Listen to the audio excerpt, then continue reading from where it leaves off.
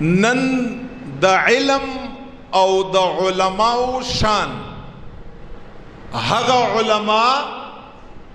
چې هغه خدای نه وریدون کې علما دي، هغه علما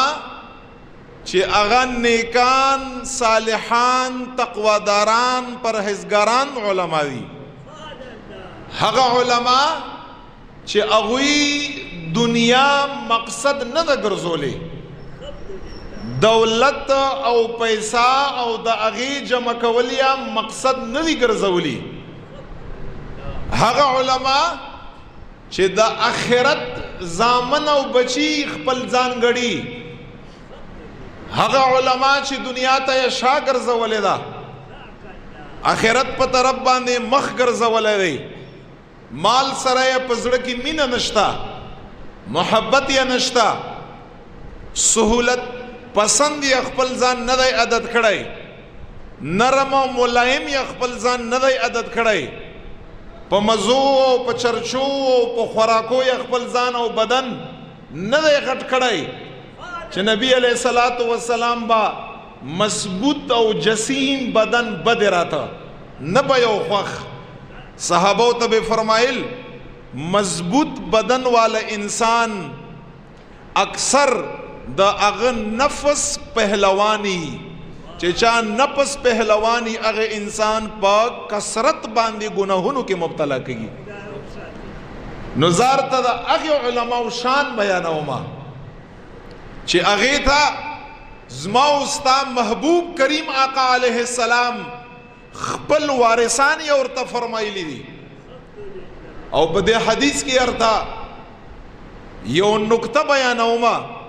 چې پیغمبر علیه السلام مبارک داسې نه دی فرمایلی علماء ورثة الانبیاء، داسې نه دی ویلي، الف لام پیغمبر علیہ السلام په داخل کړه دی العلماء. نو یو علما دی یو العلماء دی، په علماو کې او په العلماو کې زمین او آسمان فرق دی، په هغه فرق باندې پوهیوما چې نن سبا دا په دنیا کې موجود چې خپل عزت طلب کا خلقونه، خپل د احترام طلب کا خلقونه، خپل خلاف باندې خبره کول د ځان ګستاخی ګړي، دا ټول خبره یا په خپل ځای باندې صحیح دي، اغه لوی منصب والا دی، اغه قابل قدر دی، خودغه خلقو نمز ما دا سوال دی چې تخپل ځان په خلاف باندې خبره ګستاخی کړي، تا ته څو ګوته اونسي اغه تا باندې بدل لګي، خپل د عزت د احترام خلقو نه طلب کړي، دا ټول خبره په خپل ځای باندې دي، خوستان د ژوند د تیریدو خپل ذمہواری دي، آیا ستا هغه ذمہواری په صحیح طریقه باندې سرته رسولي دي؟ ته څومره په خپل علم باندې عمل کړي، ستا رسول الله صلی الله علیه وسلم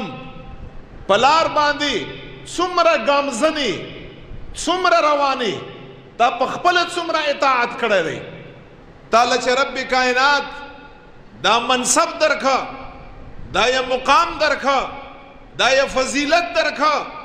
نبی علیہ السلام مبارک پا کروڑہاو امتیانو کے رب کائنات دا علم دا پارستا انتخاب اکھا،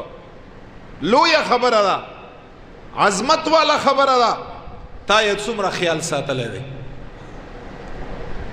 تا څومره منځونه کړی دی،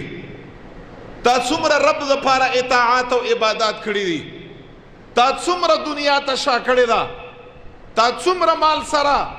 نفرت کړی دی، والله نن زمونږ د بعضې خلکو په زړو کې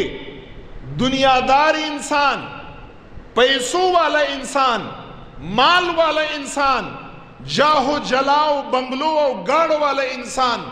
د هغه قدر ښکاره خبره ده، که دا اظهار زه ونم کړم تاسو ته پته ده چې زمونږ په زړو کې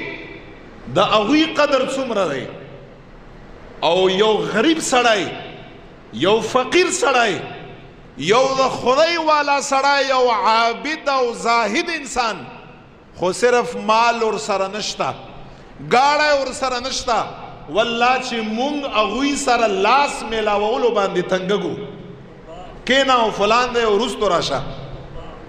بل څه خبره خو نشتا، خو صرف مال خبره ده.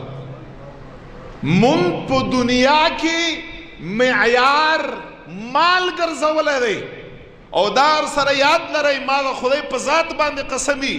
چې رب کائنات په نیز باندې دنیاداری او مال خصیص او سپک شی نشته.